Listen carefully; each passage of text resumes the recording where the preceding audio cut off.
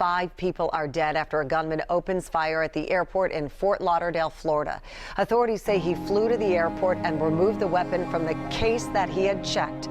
The suspect, a former Army National Guardsman, surrendered to police.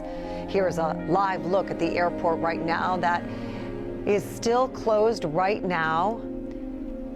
WJZ is live with complete coverage. Ava Joy Burnett is at BWI Marshall Airport with the impact there tonight. Devin Bartolotta with the witnesses to the horrific attack. But we begin with Craig Boswell in Fort Lauderdale for WJZ with the latest on the suspect and the investigation. We have a subject with gunshot to the head. Cell phone video captured the moments after a lone gunman started firing in the baggage claim area of Terminal 2 at Fort Lauderdale's airport Friday afternoon, killing 5 people. Flying all around us. Hundreds of panicked passengers ran out of the airport. Others hid inside. He was not targeting anyone. He was just randomly shooting. He was like walking through the woods, and he was just picking off things like target practice.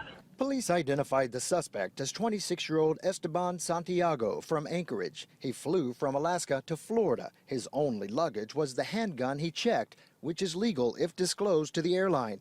Police say he loaded the weapon in a bathroom and then opened fire. There is no security in the baggage claim, unfortunately, and you never know what's going to happen. Police and witnesses say Santiago fired all of his 3 magazines of ammunition and surrendered when police entered the building.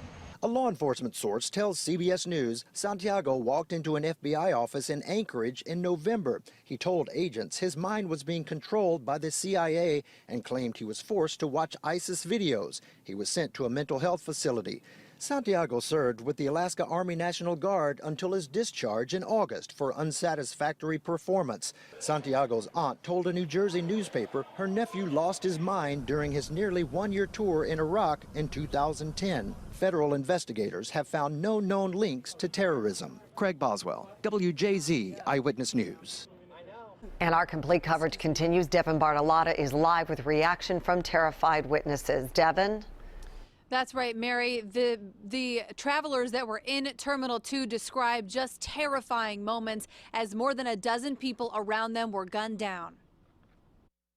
Unsuspecting travelers ambushed at baggage claim. While we were at the door, we heard gunshots again, and everyone started running towards us, trying to get out. Police believe 26-year-old Esteban Santiago Ruiz, an Iraq war veteran, flew into the airport, loaded a gun from his checked bag, and started shooting at random in the terminal. And it's like, boom, we didn't know what it was. Everybody looked.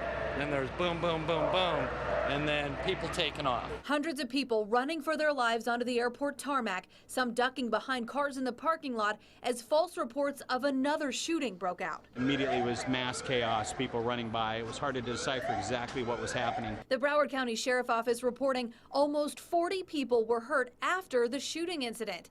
A Baltimore man says he was stranded on his flight as SWAT teams swarmed the airport. Flying in from Baltimore, we landed at about 1:45 and then turned on my cell phone, and everyone else started to get the alerts that there was an active shooter and that unfortunately people were killed. In all, 5 people died, 8 others were hospitalized. The alleged shooter taken into custody, now facing interrogation as to why this all happened. Tonight, there's no word on the condition of those 8 people who were injured in the shooting. Reporting live tonight, I'm Devin Bartolotta, WJZ Eyewitness News. All right.